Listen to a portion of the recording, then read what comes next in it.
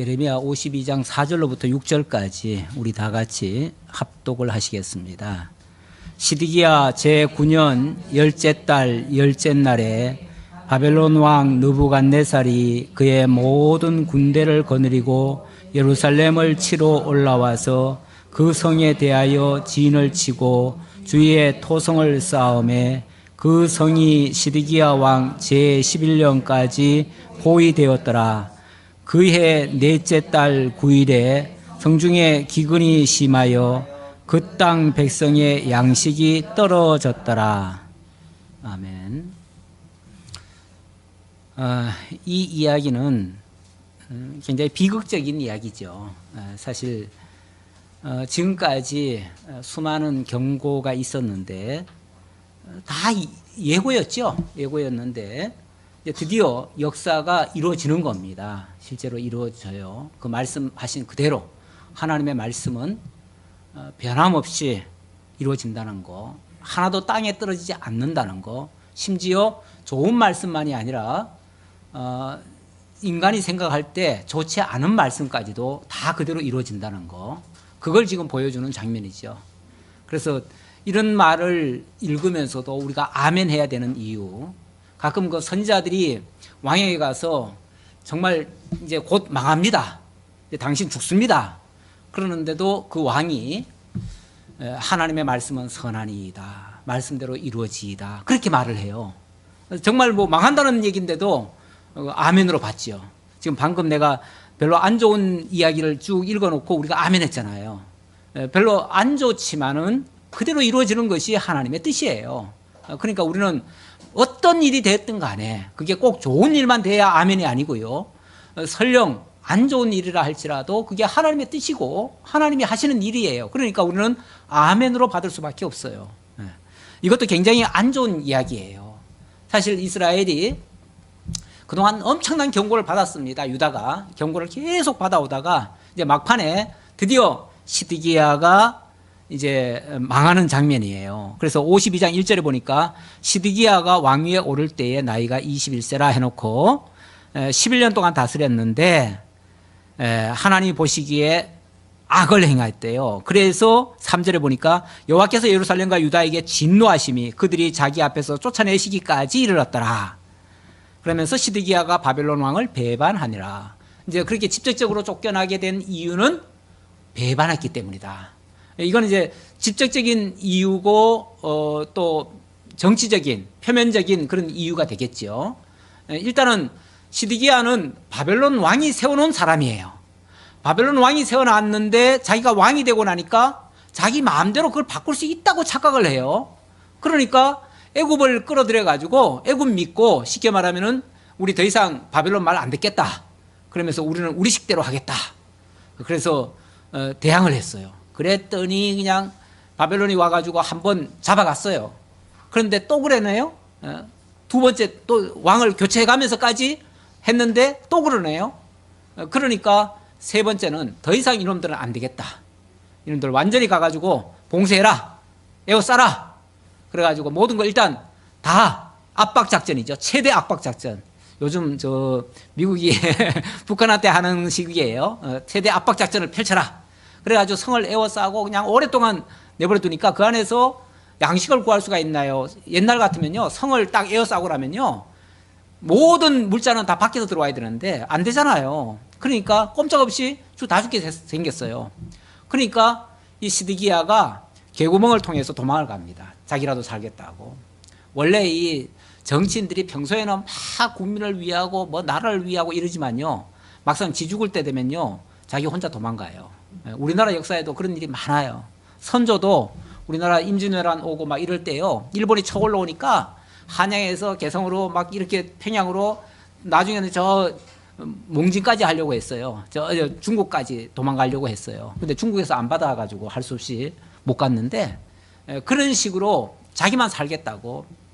그리고 만약에 대항하는 자가 있으면 다 죽여서까지도 갑니다. 그렇게 하는 것이 보통 정치 지도자들이에요. 가만히 보면 정치 지도자들은 사실 뭐 북한도 저렇게 나쁜 짓 하고 있지만은 국민들이 다 그렇습니까? 국민은요, 북한 주민은요, 세상에서 그렇게 착할 수가 없대요. 거기 겪어본 사람들이 그래요. 얼마나 순진하고. 그럴 수밖에 없지요. 뭐 경험한 게 있어야지. 세상에 그 좋은 시대에 태어나가지고 막 좋은 거 잘 먹고 이러면요, 사람들이 다 교만해지고 이렇게 되는데, 그 나라는 지금까지 이렇게 억압당하면서 살아왔기 때문에요, 순박하기가 그렇게 짝이 없어요. 그렇게 순박해요. 예. 그런 식으로 살아온 그 백성을 갖다가 이용해가지고 몇몇 정치인들이 결국은 자기네들 이용하는 거 아니겠어요? 예. 그래서 시드기야도 이렇게 죽을 지경 되니까 개구멍으로 도망을 갔어요. 도망가는 왕을 느부사라단이 뒤쫓아가가지고 끌어옵니다. 끌어와가지고는 앞에다 딱 앉혀놓고 무릎 꿇려놓고 그 보는 앞에서 자식들을 다 죽여버립니다. 그리고 포승줄 묶고 눈까지 뽑아버리죠. 그리고 끌고 갑니다. 이렇게 가장 비참한 그런 모습. 자, 그 성이 5절에 보니까 그 성이 시드기야 왕 제11년까지 포위되었더라. 그의 넷째 달 9일에 성중에 기근이 심하여 그 땅 백성이 양식이 떨어졌더라. 그 성벽이 파괴되며 모든 군사가 밤중에 그 성에서 나가 두 성벽 사이 왕의 동상 견문길로 도망하여 갈대아인이 그 성읍을 에워쌌으므로 그들이 아라바 길로 가더니, 이제 도망쳤다는 얘기예요. 갈대아 군대가 그 왕을 뒤쫓아가서 여리고 평지에서 시드기야를 따라잡음에 왕의 모든 군대가 그를 떠나 흩어진지라. 그래서 다 도망가고, 왕을 위해서 다 에워쌌다고 하지, 그렇게 보호하고 끌고 데려가지만은 자기 죽을 지경 되면요, 왕도 버리고 가요. 신하들도 마찬가지예요. 어차피 자기 목숨이 최고예요. 우선이에요. 그들이 왕을 사로잡아 그를 하맛 땅 리블라에 있는 바벨론 왕에게로 끌고 가매 그가 시드기야를 신문하니라. 차라리 항복하면은 이 정도까지는 안 되죠. 최소한 예루살렘 성이라도 파괴가 안 되죠. 그런데 극단적으로 계속 항거를 하니까 이렇게가 되는 거죠.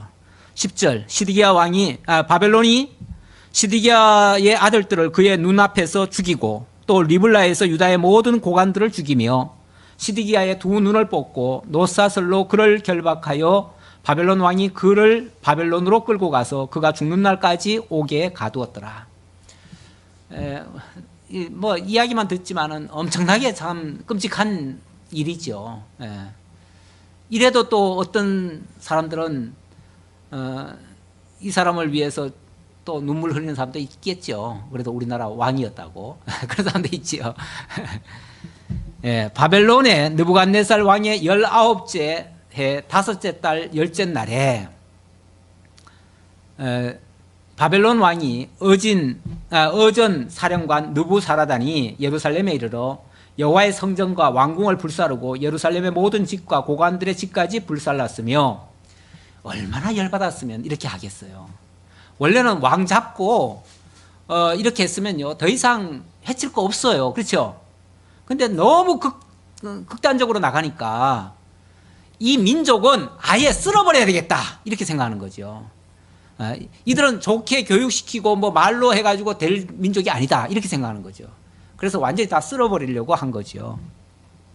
그래서 모든 왕궁, 성전 뭐 다 불질러 버렸다는 거죠. 고관들의 집까지 다 불살랐으며 사령관을 따르는 갈대아 사람의 모든 군대가 예루살렘 사면 성벽을 헐었더라. 내버려둬도 될 걸 갖다가 성벽까지 다 헐어버려요. 아예 그냥 다시는 쉽게 말하면은 회복이 안 되도록 싹 쓸어버리는 거죠. 사령관 느부사라단이 백성 중 가난한 자와 성중에 남아있는 백성과 바벨론 왕에게 항복한 자와 무리의 남은 자를 사로잡아 갔고, 가난한 백성은 남겨두어 포도원을 관리하는 자와 농부가 되게 하였더라. 근데 다 잡아가는 도중에 다 잡아가고 죽이고 뭐 이렇게 하죠. 그렇게 하는데 그러는 와중에 그래도 농부들, 가난한 사람들, 이런 사람들을 좀 남겨놨대요. 왜냐하면은 아예 사람이 없어버리면요, 완전히 짐승천지가 돼버려요. 그러니까 최소한 그 농사라도 지어가지고 밭 관리도 하고 그래도 국토를 조금 보존을 해야 되니까, 그래야 자기네들이 나중에 쓰더라도 할 수 있으니까. 그래서 그런 용도로 가난한 백성들, 농부들만 남겨놨다 그럽니다. 그리고 쓸만한 사람은 다 잡아갔어요. 아니면 죽이고요. 필요 없는 사람은 죽여버리고 쓸만한 사람은 잡아가고. 갈대아 사람은 또 여호와의 성전의 놋기둥과 받침들과 여호와의 성전의 놋대야를 깨뜨려 그 놋을 바벨론으로 가져갔고 가마들과 부삽들과 부집개들과 주발들과 숟가락과 섬길 때 쓰는 모든 놋그릇을 다 가져갔고 사령관은 잔들과 화로들과 주발들과 솥들과 솥대들과 숟가락들과 바리들 곧 금으로 만든 물건의 금과 은으로 만든 물건의 은을 가져갔더라. 예, 갈대아 일반 백성들은 큰 뭐 쇳덩어리나 이런 거 있잖아요. 놋덩어리 이런 것들. 그러니까 가져가서 무기로 쓸만한 것들 다 뽑아가는 거예요. 다 뽑아가고 또 이 사령관들은 금이나 은촛대 뭐 이런 거 쉽게 말하면 고급스러운 거는 다 사령관들이 자기네들이 빼 돌리고 그 싸구려 같은 것들은 무기로 쓸 것들은 군대가 다 뽑아가고 이래가지고 어쨌든 예루살렘에는 쓸만한 것이랑 쓸만한 것은 몽땅 다 뽑아갔다는 거죠. 아예 성전 기구까지 몽땅 다 가져가 버렸다는 거죠. 원래 이 나라가 침략을 당하면요 가장 그 필요한 그 보물 같은 것들을 제일 먼저 뽑아갑니다. 그래서 우리나라를 침략했던 일본도 우리나라의 보물이란 보물은 다 뽑아갔고요. 서양사에서도 그렇게 뽑아간 나라들이 많아요. 뭐 지금 뭐 대형 박물관에 가면 세계에 없는 게 없대요. 그 말은 곳곳에 가가지고 다 약탈했다는 얘기죠. 그런 말이. 프랑스에도 가면 엄청나게 많고 프랑스에 우리나라 규장각에 있는 것들도 있어요. 이런 것들이 한때 와가지고 그런 좋은 것들은 다 뽑아간 거예요. 세계 열강들이 다 그래요. 지금 이스라엘에 있던 모든 좋은 것들은 다 뽑아갔다. 심지어 뭐까지 뽑아갔냐면 20절에 보니까 솔로몬 왕이 여호와의 성전을 위하여 만든 두 기둥과 한 바다와 그 받침의 아래에 있는 12노소 곧 이 모든 기구의 논무게는 헤아릴 수 없었더라. 그 엄청난 양. 그 기둥은 한 기둥의 높이가 18규빗이요 그 둘레는 12규빗이며 그 속이 비었고 그 두께는 4손가락 두께이며 기둥 위에 논머리가 있어 그 높이가 5규빗이요 머리 사면으로 돌아가며 꾸민 망사와 석류가 다 노시며 또 다른 기둥에도 이런 모든 것과 석류가 있었더라. 그 사면에 있는 석류는 96개요 그 기둥에 둘린 그물 위에 있는 석류는 도합이 100개였더라. 이건 뭐 자랑하려고 이 말 합니까? 그렇게 귀한 것도 아낌없이 다 빼앗아가 버리고 말았다. 하나도 없다. 결국은 그거 고발하려고 하는 소리죠. 사령관이 대제사장 스라야와 부제사장 스바냐와 성전 문지기 3사람을 사로잡고 또 성 안에서 사람을 사로잡았으니 곧 군사를 거느린 지휘관 1사람과 또 성중에서 만난 왕의 넷이 7명과 군인을 감독하는 군 지휘관의 서기관 하나와 성 안에서 만난 평민 60명이라. 사령관 느부사라다는 그들을 사로잡아 림나에 있는 바벨론 왕에게 나아가매 바벨론 왕이 하마 땅 림나에서 다 쳐 죽였더라. 다 쳐 죽였더라. 같은 말이지만 이렇게 끔찍하게 표현을 합니다. 그러니까 얼마나 이런 행동을 하는 거는요 그만큼 뭐라고 할까요? 이 분노 게이지가 올라간 거예요. 그러니까 왕이 얼마나 화가 났으면 그들을 막 그냥 잡아왔더니 이놈들은 쓸만합니다 하고 데려왔더니 쳐 죽여버려라 이런 거죠. 그거 다 필요 없다 쳐 죽여버려라 이래버린 거죠. 그러니 이건 뭐 인정사정도 없거니와 정말 가치도 없이 여겨졌다는 거죠. 그 땅은 누가 지킵니까?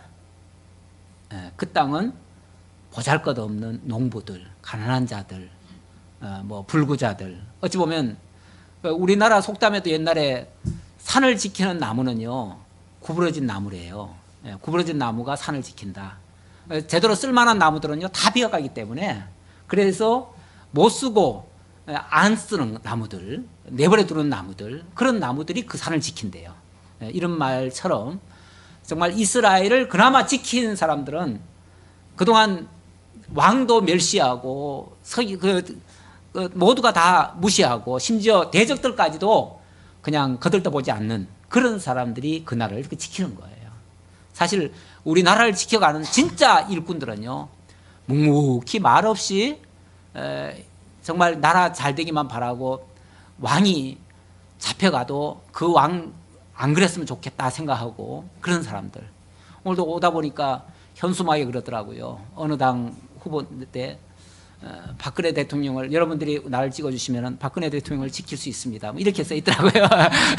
찍어달라는 거죠. 얼마나 정말 참 순진하고 깨끗하고 참 순수하신 분들이 많은지 몰라요. 내가 그거 보면서 참 순수하신 분들 많다 그런 생각을 했는데, 예, 그렇습니다. 이 나라를 지키는 진짜 순수한 사람들은 그 본국에 남아 있는 그런 사람들이다. 그 정도로 얘기할 수 있고요. 28절 느부갓네살이 사로잡아간 백성은 이러하니라. 그럼에도 불구하고 꼭 이 사람은 좀 살려야 되겠다, 이 사람은 꼭 필요하다라고 해서 잡아간 사람들이 있어요. 그 사람들은 누구냐면은 이러하니라. 제7년에 유다인이 3023명이요 느부갓네살의 18째 해에 예루살렘에서 사로잡아간 자가 842명이요 느부갓네살의 제23년에 사령관 느부사라단이 사로잡아간 유다 사람이 745명이니 그 총수가 4,600명이었더라. 예, 여기 4,600명이라는 숫자는요, 그 당시 잡아간 사람 총수를 다 헤아린 게 아니고요, 지금까지 잡혀간 사람 다 헤아린 게 아니고, 그 후에 정말 이 사람은 꼭 필요하다, 이 사람은 어떤 분야에 아주 특별한 사람이다, 이 사람은 그냥 버리기 아깝다, 그래가지고 나중에 뽑아간 사람이에요. 그래가지고 나중에 뽑아간 사람이 이 정도 있었다는 얘기고요. 실제로 잡혀간 사람이 훨씬 더 많지요. 그리고 대다수는 다 죽여버렸고요. 쓸모없는 사람들은 다 죽여버렸고.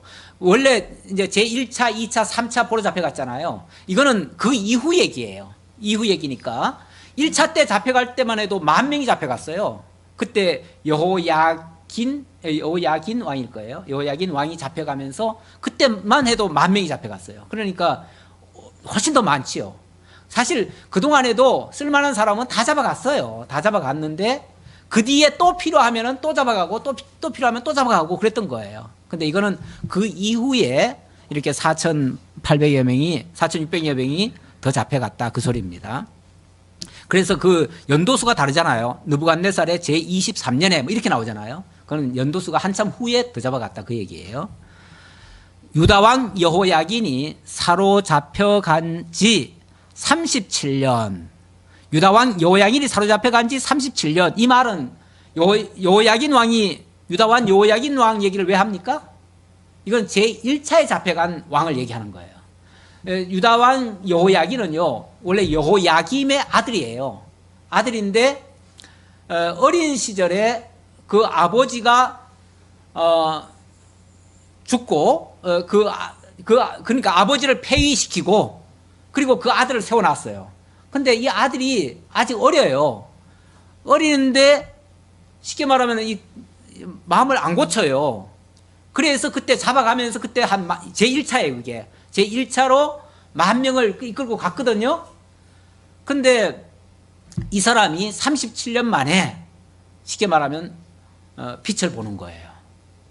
바벨론 왕궁에서 풀어주는 거예요. 풀어주는 거예요. 이건 또 정반대되는 얘기 아니에요? 물론 이건 한참 지난 후의 얘기예요. 한참 지난 후에 갑자기 먼저 잡혀갔던, 그러니까 이건 시드기야 왕하고 비교가 돼요. 시드기야 왕은 끝까지 저항을 하다가 강제로 끌려가가지고 그 정말 자식들 다 죽임당하고 자기도 두 눈이 뽑히고 바벨론 감옥에 갇혀가지고 죽는 날까지 감옥에서 나오지를 못했어요. 그래서 결국은 감옥에서 옥사하고 말았어요. 그랬는데 그 먼저 잡혀갔던 이 여호야긴 왕은, 여호야긴 맞나요? 여호야긴 왕은 사로잡혀간 지 37년 만에 자유의 몸이 돼요. 자유의 몸이 될 뿐더러 완전히 왕으로 인정을 해줘요. 그러니까 바벨론이 쉽게 말하면은 지금 패망한 유다의 왕으로 인정을 해줘요.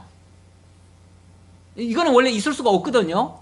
완전히, 왜냐하면 그 씨를 말려버리고 그 나라를 완전히 없애버리고 국호조차도 없애버리고 그렇게 해서 완전히 그 나라는 이제 지구상에 없다라고 해버렸는데 갑자기 왕을 회복해주고 왕으로 대접을 해줘요. 그리고 그 왕과 함께 늘 같이 식탁을 같이 하면서 왕으로 인정을 해주는 거예요. 이게 뭡니까? 일종의, 물론 전체 완전한 회복은 아니지만 하나님께서 이렇게 유다 왕국을 버리지 않으셨다. 유다 왕을 이렇게 보호하고 계시다. 물론 실권은 제대로 없는 왕이긴 하지만 그래도 적진에서나마 유다 왕이라고 하는 칭호를 주고 유다의 왕으로 인정을 해준다 그 말이에요. 이게 회복이죠. 작은 회복이죠. 완전한 회복은 아니지만.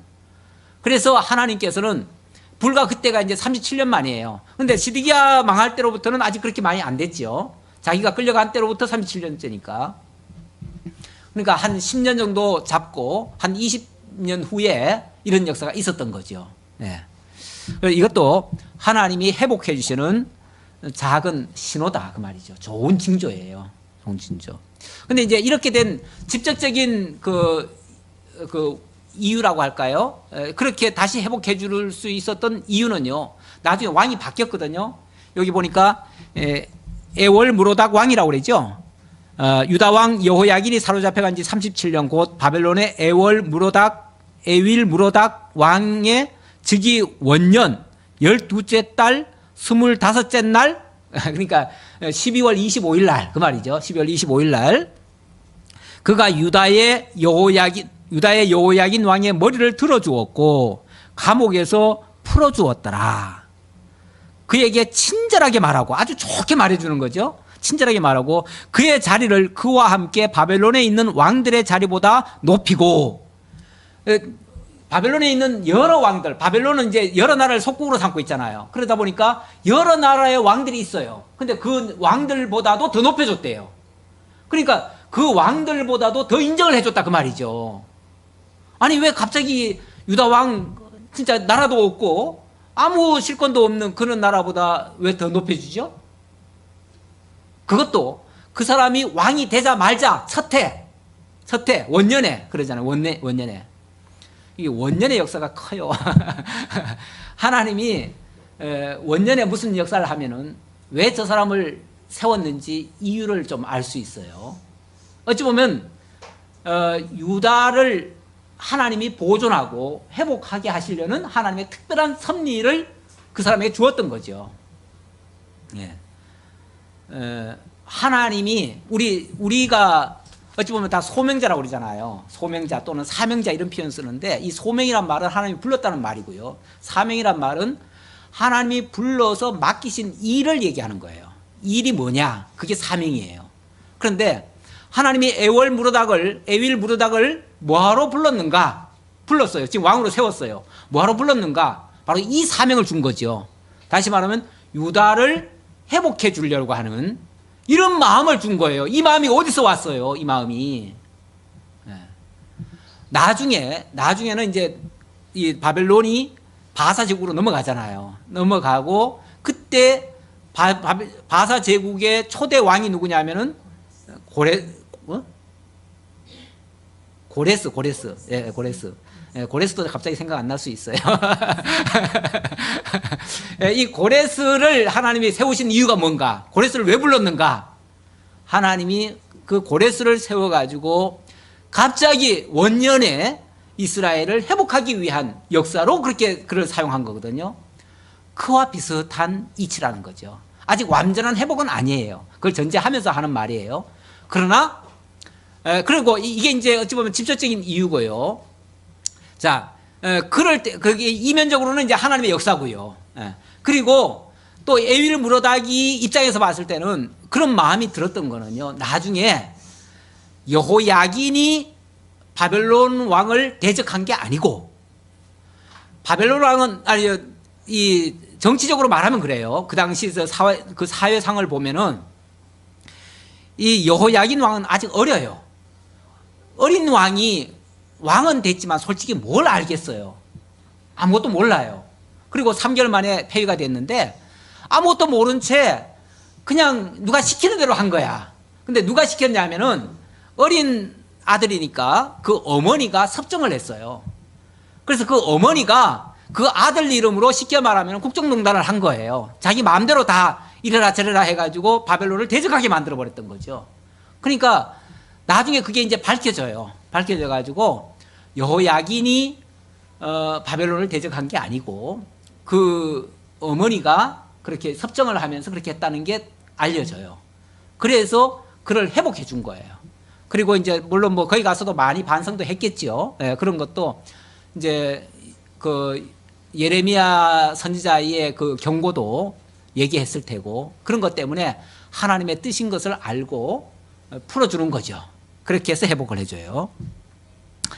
그렇게 해서 아주 친절하게 말하고 그의 자리를 그와 함께 바벨론에 있는 왕들의 자리보다 높이고 그 죄수의 의복을 갈아입혔고 그의 평생 동안 항상 왕의 앞에서 먹게 하였으며, 항상 왕의 앞에서, 왕과 쉽게 말하면 겸상하도록 이렇게 했다는 거죠. 왕 앞에서 이 사람은 아주 특별한 사람이야, 보호해줘, 누구도 못 건드리게 했다는 거죠. 그렇게 그만큼 비록 이 패망한 나라라도요, 우리나라도 원래 일제한 때 패망했잖아요. 패망했지만 우리나라의 국호를 대한제국이라고 하는 국호를 바꿔가지고 임시정부를 상에다가 세워놓고 거기서 임시정부 대통령도 세우고 그 수상도 세우고 다 세웠어요. 우리도 다 세웠을 때에 그 나라에서 우리나라에 그걸 인정을 해줬어요. 물론 뭐 다는 아니지만은 일부에서는 인정을 해줬어요. 그러면은 이제 그들이 나중에 나라를 회복하게 되면 그들이 정통성을 갖게 되는 거예요. 그러니까 끊어진 정부가 아니라 그 유지가 되는 거예요. 보존을 해주는 거죠, 보존. 그래서 그 나라가 끊어지지 않고 유지된다는 거, 이거 굉장히 중요한 겁니다. 특히 다윗에게는 하나님이 약속하신 바가 있어요. 뭐라고 그랬습니까? 내 왕위가 끊어지지 아니하리라 약속을 했어요. 근데 만약에 끊어져 버리고 진짜 역사에서 사라져 버리고 다시는 그 후손이 나서지 않는다면 이거는 하나님 말씀이 안 이루어지는 거 아니에요. 근데 하나님이 마치 꺼질 듯 꺼져가는 그 다윗 왕위를 하나님께서 붙들고 계시다는 거예요. 그래서 다 잊어버렸는가 싶으면은 다시 그 왕족을 붙들고 있어요. 그리고 그 왕족 중에 나중에 보면은 스룹바벨을 데려다가 또 유다를 다스리는 총독이 되게 하죠. 이렇게 해요. 그렇게 해서 결과적으로는 바벨론 제국 하에 있는 속국이 됐지만은 결국 왕은 여호야긴이고 총독은 스룹바벨이고, 나중에 이제 예를 들자면 그렇다는 거죠. 예를 들자면 뭐 시대는 좀 안 맞습니다만은 이제 우리가 생각할 때 그런 거예요. 이렇게 어느 정도의 그 왕이 있고 그 왕자가 있으면 또 어쨌든 그 내면적으로는 이해가 되잖아요. 서로 인정을 하잖아요. 인정을 해서 그 왕좌를 인정을 해주는 거죠. 그 나라에서 인정을 해주고, 그렇게 해서 실질적으로 그 왕손이 쉽게 말하면은 또 예루살렘에 와가지고 그 나라를 다스리도록 총독자를 주는 거예요. 그렇게 해서 그들이 나중에 성전을 회복하고 또 자치정부를 만들고 이렇게 하잖아요. 이거 굉장히 중요한 거예요. 하나님께서 절대 다윗 왕조를 버리지 않았다는 거, 항상 지키고 있다는 거, 이것이 그 이방 땅에까지 가서도 하나님이 지켜주시고 있다고 하는 확실한 증표이기도 합니다. 그가 날마다 쓸 것을 바벨론의 왕에게서 받는 정량이 있었고 죽는 날까지 곧 종신토록 받았더라. 그러니까 끝까지 보호를 받았다. 이거는 하나님께서 다윗에게 약속하신 내 왕위가 영원하리라고 하신 그 약속의 말씀을 지켜주셨다. 그래서 그 왕의 뿌리에서 나중에는 누가 나옵니까? 결국 예수 그리스도가 나오죠. 그래서 예수 그리스도를 통해서는 이제 완전한 왕, 의의 왕, 영원한 왕, 만왕의 왕이 되도록 이렇게 하시는 거죠. 이렇게 해서 세상에서 역사 속에서의 왕도 끊어지지 않는 셈이 됐고, 또 실제적으로 영적으로 말하면 그리스도를 통해서 영원한 왕이 되도록 그렇게 해서 다윗에게 약속하신 그 말씀을 다 이루셨다라는 것까지 살펴보았습니다. 기도하겠습니다. 아버지 하나님, 하나님 앞에 범죄한 이스라엘 백성들을 향한 하나님의 진노가 무섭습니다. 그들에게 하나님이 매를 때리시고 진노의 채찍을 가하셨습니다. 죄에 대해서는 이렇게 엄중하다는 것을 보여주시고, 그런 가운데서도 또 하나님의 의를 위하여 하나님이 약속하신 것은 반드시 지켜주시고 또 그 약속된 백성은 끝까지 보호해 주신다는 사실을 다시 한번 확인했습니다. 우리 하나님, 때리시기도 하시지만 다시 싸매주시고 꺼져가는 등불도 마저 끄지 아니하시고 끝까지 지켜주시고 인도하시고 또 마침내 하나님의 뜻을 이루어 가신다는 이 분명한 사실 다시 한번 확인했습니다.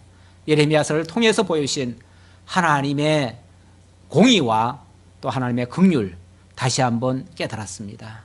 아버지 하나님, 우리의 죄악을 위해서 그리스도를 통해 공의의 심판을 내려주시고, 그리고 그리스도 안에서 하나님의 의를 드러내시기 위해서 하나님이 우리에게 긍휼을 베풀어 주신다는 사실 다시 한번 기억하고 늘 하나님 앞에 감사와 찬송과 영광을 돌리는 하나님의 신실한 종들 다 되도록 함께 해 주옵소서.